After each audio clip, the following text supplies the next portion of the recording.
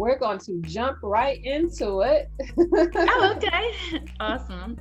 Since we're on manifestations and the books. And I want to get into, first of all, tell people who you are, your name, and where you're from. My name is Taneisha. My friends call me T because T stands for tenacious. Okay. Originally I'm from West Philadelphia, born and raised. I went to Overbrook High School just like Will Smith. It's funny, when we saw him standing outside asking people did they want his autograph, we would say, no, we don't. He knew who he was going to become. We didn't, right? So that's all that matters, is that you believe in who you are. It doesn't matter what other people think. So he knew who he was way back then. Now look at him. But I live in Virginia now. I am a best-selling author, also a former CEO of A+ Healthcare Partners, where I established a home healthcare organization. But COVID closed my doors, right? Because I've been a registered nurse for 17 years, specializing in patient safety and quality.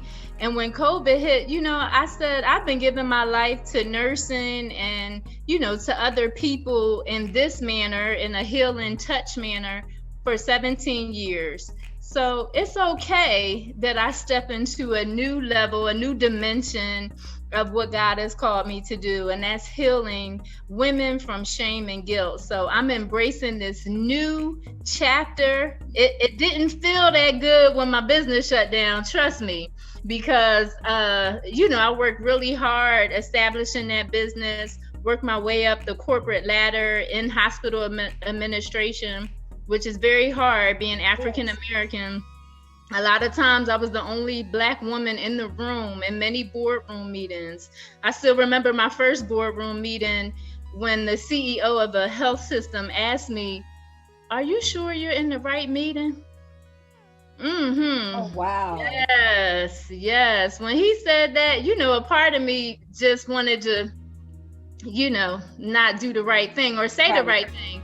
But I gathered myself, because I was super excited about getting the promotion in the first place. But I gathered myself and I said who I was, what my position was, and then I asked him, who was he? Right. Even though I knew exactly who he was, I wanted him to tell me who he was. Right. And it could have went a whole different way. I could have beat myself up or said, to myself, see, you don't belong here, you don't belong at the table, and let self-doubt kind of take over my mind. But I did just the opposite. And I told him, I said, I'm going to show you why people like me belong at this boardroom table. That's right. And now today I have my own boardroom table. So never look down on yourself. Never listen to what people say about you, because you're special. You can do it. You have fighting power, warrior power inside of you. And I said, these people don't know me. I've been bullied most of my life. So you ain't gonna tell me that this man in this suit right here is getting ready to try to bully me. Right. You know what I mean? I said, you don't know where I come from. I know you lying. Must be crazy. So that's a part of my nursing career. But now, like I said, I'm into writing books. My latest book, Daring to Love, is all about us unshielding that heart, our heart space. A lot of times we put on layer after layer of shields because of pain. We got hurt in this relationship. We got hurt in the next relationship. And before we know it, our heart has like a metal barrier over top of it, right? So even God's love has a difficult time getting in, prying open our heart, right? Because we're so used to people touching us to show love. And with God's love not being physical, it's hard for some women, some people to even embrace the fact that he is real and his presence is right here and he wants us, and he doesn't have to touch us physically to be touching us in our spirit, in our soul. And so I just love the way God has completely transformed my life. I used to be an exotic dancer. I say I don't like Cardi B, but Cardi B, she's making millions, but that's all right. I'll be making millions soon. That's right. That's right. And what I say I don't dance now. I make godly moves. Hey. That's what I'm doing. That's what I'm doing in my life, because it was a time where that was my biggest shame point, right? That I did whatever I had to do, just like any woman out there would do what they had to do to take care of their child and to keep a roof over their head. And I talk about that in my book, Daring to Love.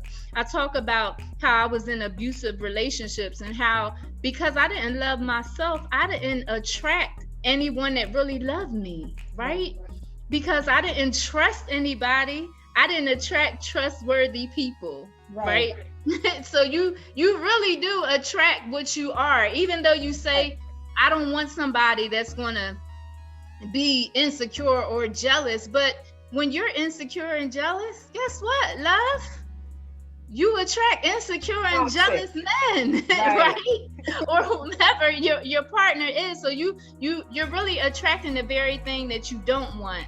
And that's what happened to me. When I was 17 years old, my mother was going to commit suicide in front of me because my dad had an affair, right? I walked into the room and begged my mom not to take her life.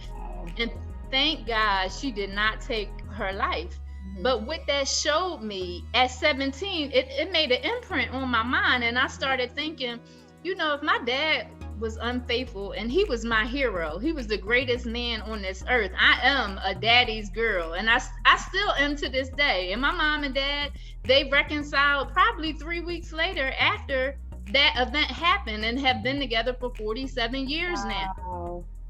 But it wasn't until I wrote my book that I actually disclosed to my father, to my mother, that really hurt me, what my mom did. I had never told another soul until it happened to me when I had to tell my ex-husband, because he wound up putting a gun to my head, just like my mother had a gun to her head. And people say, what made you change your life and give your life to God, and what changed you? And I said, well, when you have a gun to your head and you call on God and he answers you by saying, you're not being the daughter I created you to be. Right. And to stop running from love, I said, I'm sorry. And my ex-husband dropped the gun, and that saved my life. But it also made me dedicate my life to living for God, because I'm not supposed to be here. That's twice now that the enemy tried to take me out, because if my mom would have shot herself and I had my head on her lap, there's no telling. I could have died right then just from the bullet going through her to me. And then 25 years later, the very thing that I was trying to avoid, putting a gun to my head over love, because I never wanted someone to have that type of power over my heart. And I think that's why a lot of women don't give men their full heart, right? Because they feel like, or anybody, they feel like, you're going to have too much power over me. You might hurt me. I can't take this pain. But guess what? Now I am remarried, and I tell my husband, I love you, babe. But guess what? My heart is in my Father's hands. Okay. It'll never be broken again. It's safe and secure. Yes. You're married again. And I'm like, okay, girl, get it, girl. Yes, to a God-fearing man, to a man that weeps for the Lord. And I just think that's the most sexiest thing in the world. He don't gotta worry. Yes, my husband is already fine, but I'm telling you, when the Holy Spirit comes over him, and he doesn't hate when I say it, but he gets a little embarrassed. But it's just us talking. He's not on this call. I'm not going to give him the link. Follow Lord. Yes, when he weeps for the Lord, I'm just like, my God, he's so beautiful, and I see the God in him. And that's what's amazing. When God sends you the person that's designed just for you, they see the God in you. Right. And you see the God in them. Right. It wasn't meant for my ex-husband to see the God in me. He didn't understand why I was morphing into this new person who he didn't know. Right. Because I was with him for 17 years. I mean, we went through the rough together. When he met me, I was at the club in nursing school, and he was in the street, and we just came together and did what we had to do to survive. Right? A lot of us are still in that survival mindset though. Right. And you're not even, God has pulled you out of those survival situations, but you still live like you're there. Right. It's time to change our mindset. And I'm glad you started talking about the books, because that's what I wanted to talk about. Numero uno. Okay. Books. And we're going to get into 9/11 No Fear. And you associated action and feelings with colors. So in this passage, you wrote, black and white are neutral colors and they cancel each other. Nothing can wipe away experiences painted with the darkest black in your life, but by first painting over it with its opposite, neutral white. Those can be made ready for fresh, new, and bright colors. And I just want to say, number one, that you are a very prolific writer, like just detailed to the 10th power. So I love that about your writing. Some writers, I'm like, Lord, what is writing fast?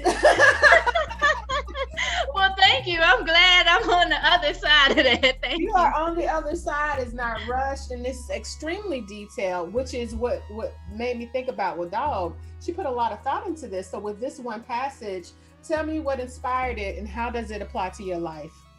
So what inspired it definitely is the Holy Spirit. Sometimes when I write things, I'm telling you, sis, in my prayer closet, I'm writing. Right. When I come out of my prayer closet and it's something that's written, it's almost like, I'm like, did I write that? Like, I'm really shocked at the detail and the level in which I write, because when I was in survival mode, I never wrote.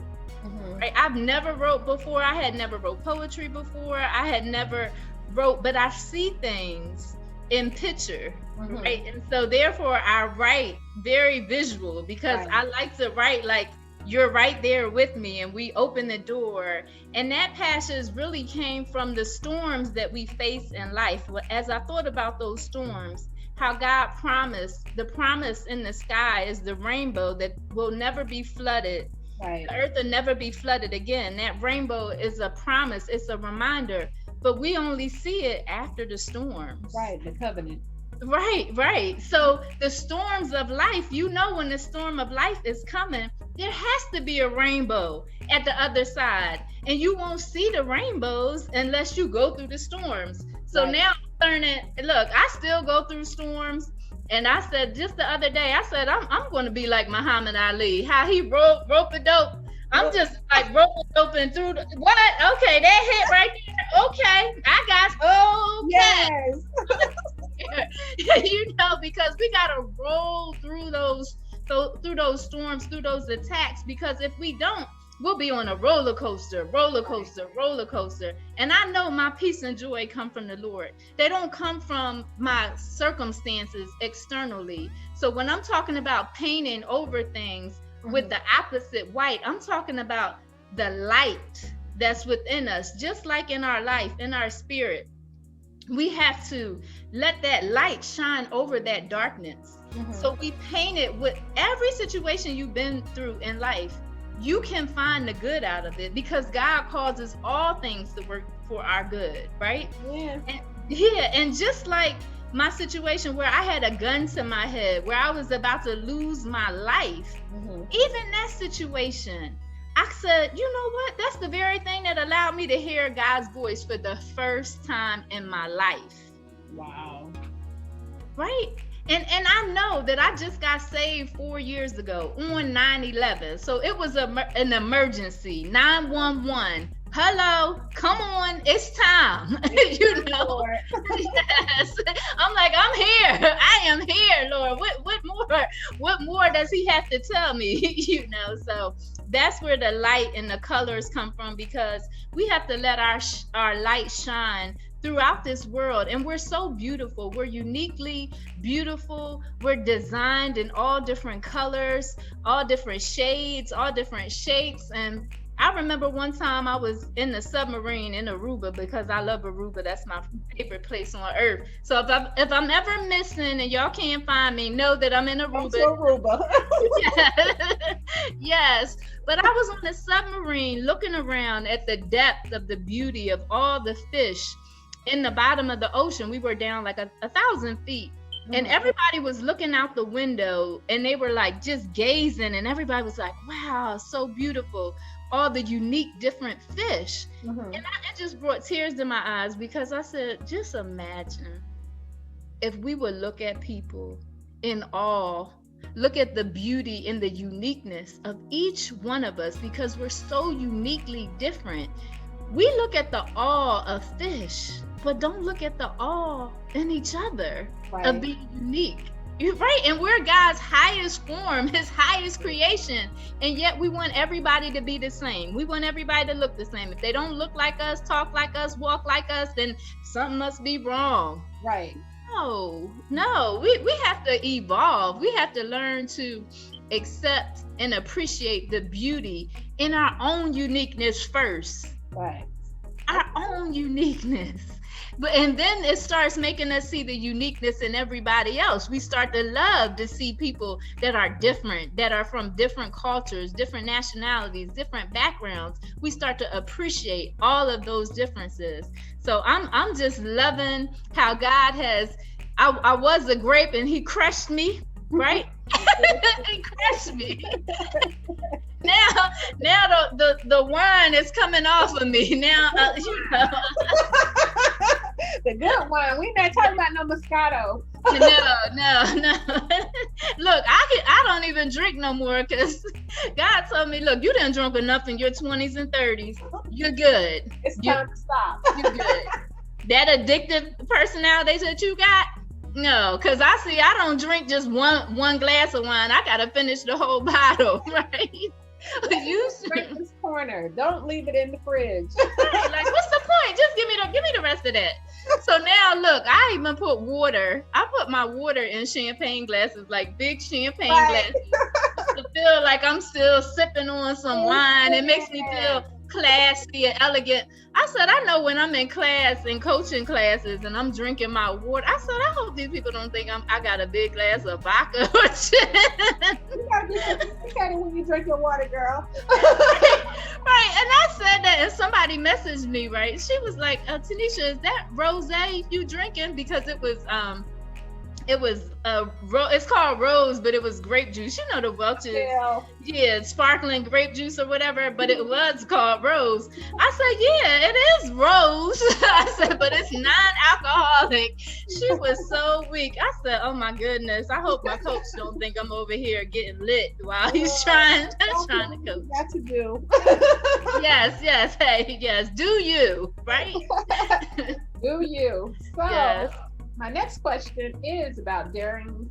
Your second book, Daring. Is it Daring to Love or Daring? Daring to Love. Healing Transformation. You touched on many things in the first chapter, from the spice of the 80s to colorism, love, hatred, and defeat, all in one chapter. So you ain't even need to go to chapter 2. You like, let me just keep on reading chapter 1. It's heavy. It's heavy. So in this sequence, you said, all of my husband's love turned to rage. I knew if God didn't intervene at the moment, it would be the end of my life. I had been beaten up, choked, and similar to a scene out of a horror movie, tied to a tree and left before cheating. But this time it was surreal. Left before cheating. Is that correct? Well, left for dead over cheating. Okay. So it's scarringly powerful, and the amount of bravery that it took to write that. Would you consider this truth therapeutic? It definitely was. The only reason why I wrote the book is because God told me it wasn't about me, that he had healed me, and it was about healing others. Because Taneisha did not want to share everything that I've been through with the world, but it was only because God told me to. When God tells you to do something, listen, I know I wouldn't even be here if it wasn't for his grace and mercy. So when he gives me orders, I'm like, okay, let me write, and I wrote my book in two months. I wrote my book. It was, a purging. It was a purging for me. I didn't even in 12 pages in 2 months. Yeah.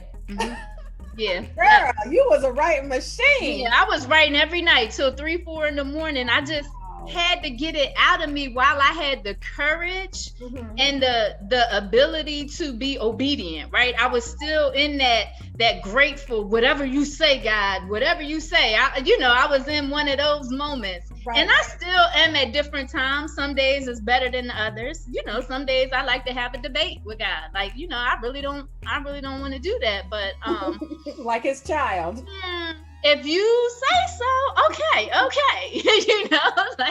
Then if it don't work out, I'm like, see, that's why I was thinking I didn't want to do that. And then he brings it back full circle and shows me why it was necessary. And I'm like, oh, okay. You were right as usual. So yes, it was a purge, and I had forgot that I even went through some of the things that I went through in life, because I've never been through therapy, never been on any type of medication for trauma. I didn't even know that I suffered from PTSD. Like, you couldn't put your hand in my face without me ready to break your finger, whether you was a man or a woman. Like, I really was the type, I didn't play that. I was very protective of my space, except for when it was somebody that I loved, because I grew up in a house where I watched my mom and dad fight on Thursdays. That was the only day out of the week that my dad would drink. And they got physical on Thursday, and on Friday they were back in love again. Wow. So it was a normal thing for me to see that dysfunction became normalized in my head. You know what I mean? And so when I got into relationships and we got into fights or something like that, that's how we expressed our anger. That's how we expressed, frustration. That's how I was taught. If you did something that I didn't like, or you did something, when you're raised to get beat when you mess up, it's not uncommon for when you get in a relationship and your man does something you don't like. I sometimes became abusive, would throw something. I saw my mom breaking stereos and, going off because she was just so frustrated. And I learned how to deal with my anger that way, So yes, it definitely was something that was a learned behavior.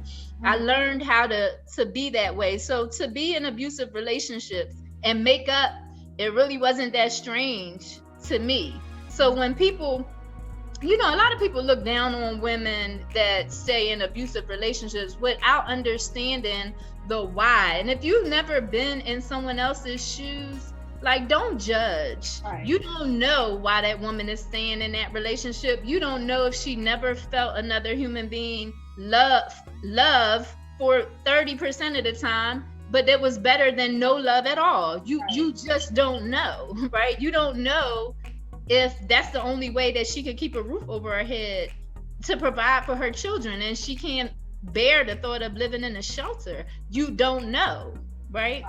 And so I'm very empathetic to women who are in situations that I've been in.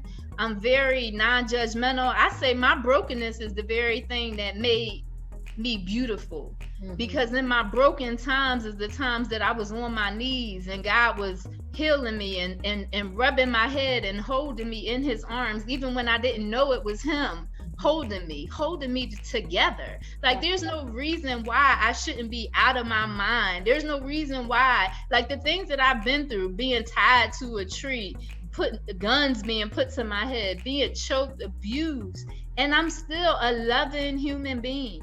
Like, I don't have any bitterness in my heart anymore. I did for most of my life. But once I got saved on 9/11/2016, and God just kept on peeling off the layers of shields on my heart, now I'm like mush. Now I'm just like, I'm just so like, don't holler at me, because I'm like, you know what? Like, I'm just too soft now. So now I surround myself with people that are loving and kind, because I can't surround myself around people that are hard and tough and angry and evil, because I don't operate like that anymore.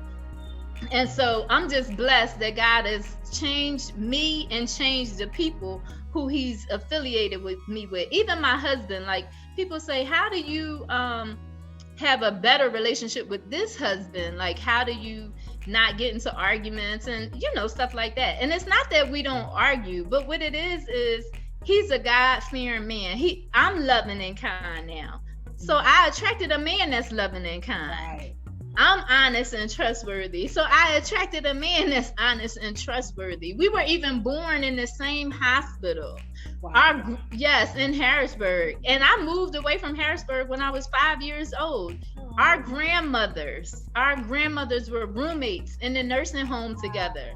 A grandmother that I didn't even know, because I didn't know that my father wasn't my biological father. Yeah. But he knows my whole other side of my family, grew up with that whole side of the family that I never even knew. So he's introducing me to family that I never knew I had, my nieces, my cousins. And so it was a divine connection, and I'm so happy to be with the love of my life. Someone. Yes. God, the universe conspired and God heard. Yes, so he did. It was supposed to happen. And the other thing that I liked about the book, or just how you described yourself, or women or people in general, as having veils and being seamstress, and you called your alter ego Semi. Semi, like the seamstress. Yeah. I love that. So thank you. Have you taken off the veil? I have. I'm authentically me. Like, this is Taneisha. This is T. Like, I don't need to have all those letters behind my name anymore. It doesn't matter to me. I remember I met a nurse practitioner at the hospital, and she said, "Hey, I'm Kelly, and I'm DNP, elemental PQRSTUV." And I was like, nice to meet you. I'm Taneisha. Right. And she kind of was like, "Are you not? That's all you gonna say?" Right. That's all I need to say, love. That's all I need to say. I don't need all the superficial validation that I used to need to make me feel like I was somebody. Right. Like Dr. Martin Luther King said, I was listening to him the other day because I love to listen to him speak. But he said, you have to believe in your own somebodyness. Your own somebodyness. Don't let anybody tell you who you're not, or that you're not somebody. Right. You are somebody. So believe in your own somebodyness. I said, is that a word, somebodyness? I said, no, but that's right, Dr. King. You make up any word you want to make up, right? I'm going to use that. I'm going to believe in my own somebodyness. You hear me? Yes. Good. So now, and this is for advice for younger women and young girls, even guys, because like you said, the abuse can go both ways. What are the signs that a young person or an older person should look for in a relationship when it applies to mental and physical abuse? Well, some of the red flags are somebody who's very controlling, right? Somebody that tries to control your every move. And see, and sometimes as women, we think we get flattered by that. Right. You're like, oh, he loves me. He calling me again. Oh, what? Oh, how you wound up where I was at? Right. They wanted to make sure you were safe. And at the time I'm like, see, he just wanted to come pay for all of us to eat dinner, because that's how smooth some abusers are. They're very charismatic, and they make you think that it's all about you, and it's all about, how special you are. And when you were raised in situations where you didn't feel that special, and then you have this charming, charismatic man that treats you like you're the only person in his life, and so therefore it starts off like they're very, really infatuated with you, right. But to the degree that it's almost unreal, the amount of time that they want to spend on the phone with you, that they want to be in your presence. And it can become codependency, a codependent type relationship, where they start saying things like, I can't live without you. If somebody says they can't live without you, you need to go pack up and go the other direction, because because that, although it may sound good to your ego, that is not a good sign. That's a sign that they are dependent on you for their happiness, right. And you are going to disappoint them. Nobody can live up to everybody's standard of what they need. And you shouldn't have to live your life making sure somebody else is happy. You do enough, or you need enough energy just filling your own self up with positive messaging, positive reinforcement, forgiving yourself, thinking of things that you're proud of yourself for. Like, you filling your own cup up. By the time you pour half of your cup off onto somebody else, you don't have enough for yourself. So you want to make sure that you're with somebody first that loves God, because when they love God, that means that they'll love themselves, and they'll love themselves, and in loving themselves, they can love you. Amen. Nobody who loves themselves is going to say that I can't live without you, or that I'll die without you. No, babe, I was breathing just fine before I met you, and I love the experiences that we've had together. But if it ends, I'm still going to be breathing. I'm not telling that lie. And it is a lie. They use that to manipulate you to stay in the relationship. That's that guilt that they use to keep you there. So that's a huge red flag. Somebody who's very controlling, somebody that wants to isolate you and keep you away from your family, wants to move you to a place where you don't know anybody and you have to depend on them. It may be another. Financial abuse is another one that's real sneaky, right? Because they might get you to say, you know what, babe, I want you to be a housewife, or I want you to be I want to take care of you. Mm-hmm. And then you find yourself not having no income except for what they give you. Right. And when they don't want to give you access, see, it's a difference. Like my husband now, he says, I don't have to work if I don't want to. He got all the bills, all that kind of stuff. Right, he gives me a credit card that I have access to all the money. My name is on the bank account. I can walk in the bank and take out all the money if I want to. Now that's different than somebody who gives you just what you need, not even an allowance, buys you everything. Oh, I buy your deodorant, your soap, your this, your that. Because I was in a financial abusive relationship one time when I was working for my boss and decided to start dating him. Oh, man. Wrong. Right. Don't do it. Don't date your boss. I remember at a leadership meeting one time, they asked like everybody to give advice on certain things. And I said, well, I advise you to never date your boss. They were like, what?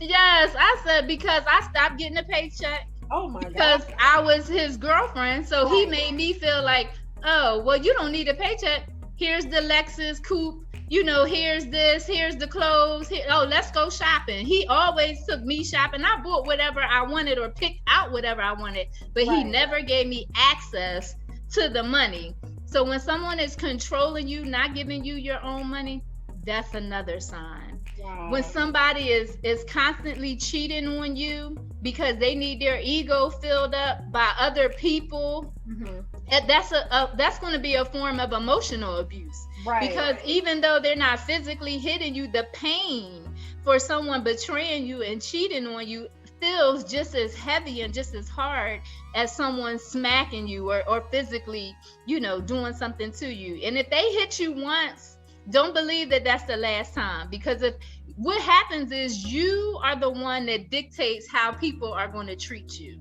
Right. You show people how to treat you. I remember one time a man, he slapped me in my face. I was in high school. He was an older gentleman, and he slapped me. He never saw me again. And I wish I would have kept that mindset. Right. I wish I would have. But everything that happens in my life happens, I believe, for a reason, and it just has made me more resilient, more understanding, more relying on God and the things that He's done in my life. And if I can help other women, other young girls out there, that are in this same situation, to believe in themselves, I could have went home at any time, but I allowed pride in my ego to make me stay out. And then I went to dancing at a club and drinking every night and, just sabotaging my entire life because I felt like I was worthless. That is the truth. That's how I felt. I felt like I was just existing. And so now that I'm thriving and no longer wake up just to go to work or just existing. I'm living, I'm breathing, I'm still here. You're still here. We have to do CPR to our own soul. We have to be that lifeline to our own soul, because we are here for a reason. We're still here. And celebrate your life. Celebrate the breath that's in your life. We have to take time to do that. What are you going to do now? I say it's not about who we were yesterday, in the past. All we have is this moment.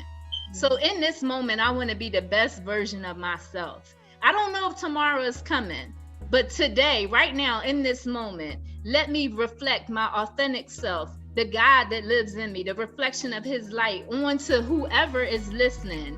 And you can do the very same thing. There's something in you that God has healed you from, that you're the antidote to someone else's problem, that you're the hope to someone else's pain, that they say, oh my goodness, if she could make it through, I can make it through. We are our sister's keeper. So we just have to act like it, step up and say, I got next, I got right now. There were many women that came before us, our ancestors, and all the things that they've been through. But we're the generation right now. What are we going to do right now to lift this generation up, to empower this generation, to be the light that they're looking for? God's children are out there. They're lost. They need to hear our life story. They need to hear that just like God was with Moses back then, he's here with us today. He's everywhere. He's with you. He's with me. He's omnipresent. And so being the light, the life stories that we have to share our testimony with others, so they realize they're not alone. Right. You're not the only one who felt like they weren't worth anything. You're not the only one that was ready to give up on life. You're not alone. I love it. So along with writing, you are a prolific speaker. Let's talk about that. You're a motivational coach, and then you have Taneisha Now. Tell me about those things. Yes, Taneisha Now, that's the name of my website where I advertise all my products, my coaching, my newsletter, She Thrives Now community, where I do a blog. Again, it's not who we were, it's who we are right now. So that's why I don't even think about my past. It doesn't even matter about past accomplishments. Right. Because if you live on your past success, you'll never keep soaring to where God is moving you to be. And it's hard sometimes when you've been super successful, especially when you've come from the gutter like me. Like I came from gutter street life, and then wound up being my own boss and having my own company, and in the first 3-4 years making $500,000 and having 17 employees and just winning, right?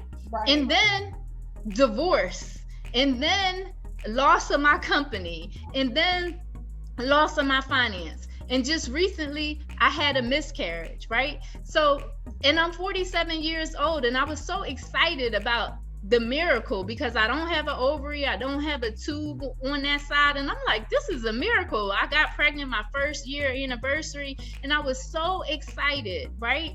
And when that miracle left, it was hard. It was hard. There were a few days where I couldn't understand why that I would have that miracle and then it be snatched, away from me. But because now I'm more mature and I know that God's plans for my life are perfect, right. I started looking at it like, well, what if I would have died in childbirth, right? And then everybody would have been like, Taneisha, why'd you have a baby at 47 anyway? Or why was you right. Can look at all angles, but all I know is that God is faithful, that I trust him with the beginning and the end of my life. Right. And so whatever he allows to come and happen, it's still all going to work out for my good. That's and right. Even if that miracle, I fell in love with that baby that I never even met, but I know that baby is in his hands already in eternity. And so when I get there, I'll be able to kiss that baby and love that baby. And I'm fine with that. I'm just fine with knowing that I'm in God's hands. So all things are working for my good.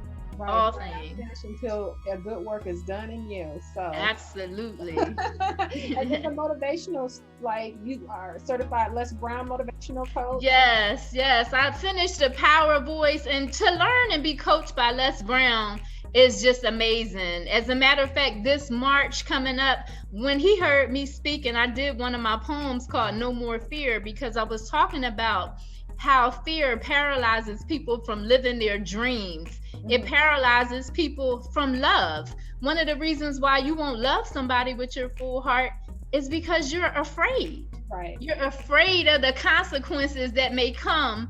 You have that what if syndrome. Right. What if this happens? What if that happens? And so not living in fear. And so I did one of my poems, No More Fear, and it blew him away.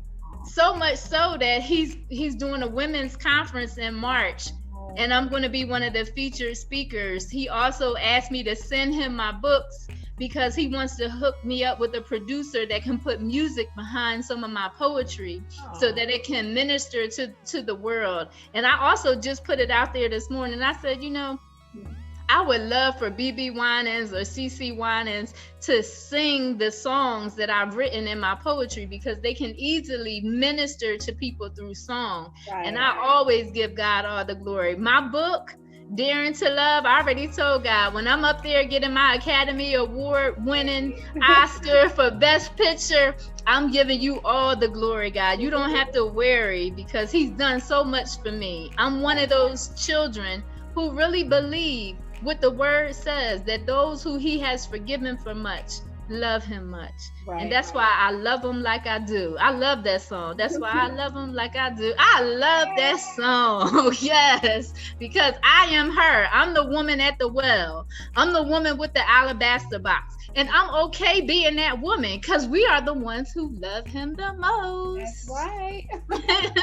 You're not just only in that conference, you just kicked off the Celebrating Life, Celebrating You, a Female Empowerment Conference. How was the first leg of that? Oh, it was awesome. We were in Chicago, Chi-Town, and they just gave us so much love. And that's what we have to do. We have to continue celebrating life, because like I said, there's so many people with this COVID situation. They didn't get to wake up. That's right. But you're not taking a dirt nap. Mm-hmm. You have 86,400 seconds in every single day. And time is the only asset that you truly have. It's a precious gift from God. So how you decide to spend it is all on you. It's your responsibility to spend your time wisely. You can't blame anyone else.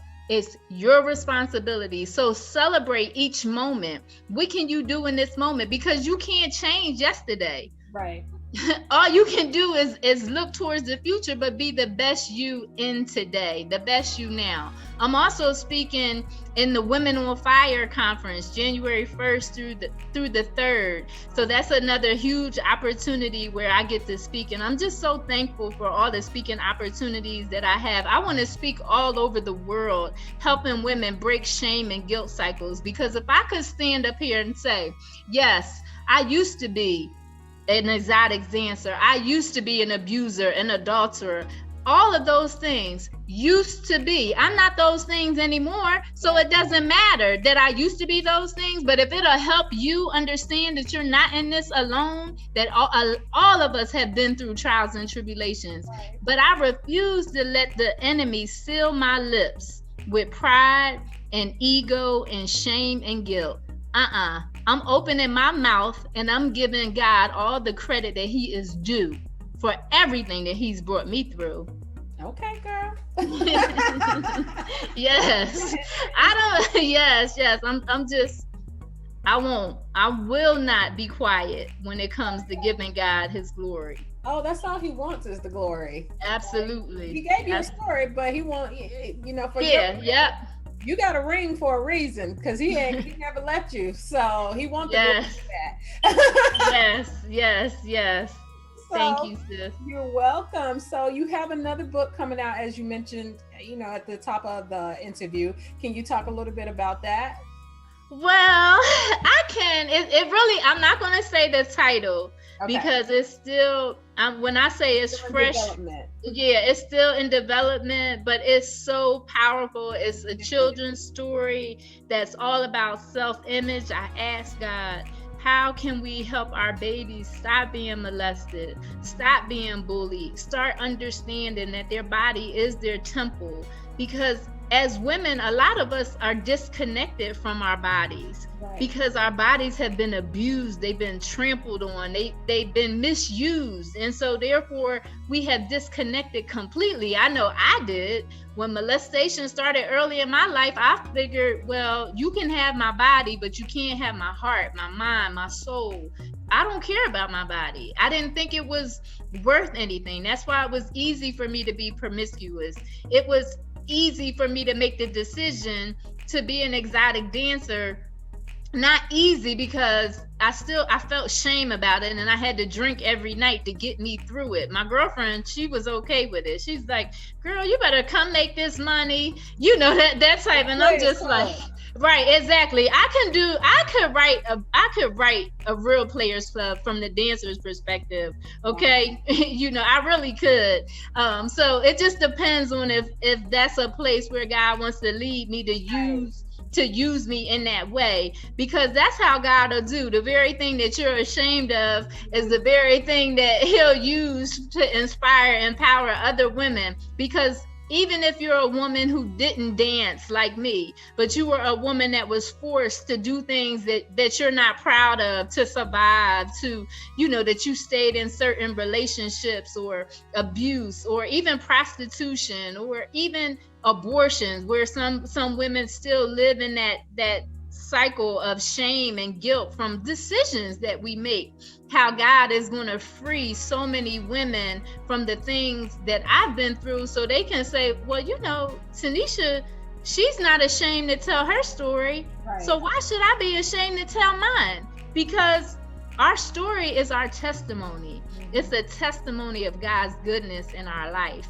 And so the children's movie that I'm working on, because I'm writing it in book form, but because I see visually and see in colors and write that way, I already see my books being movies. Right. Just like I already see my poetry being songs, sung all over the world. I see those things because that's how I write.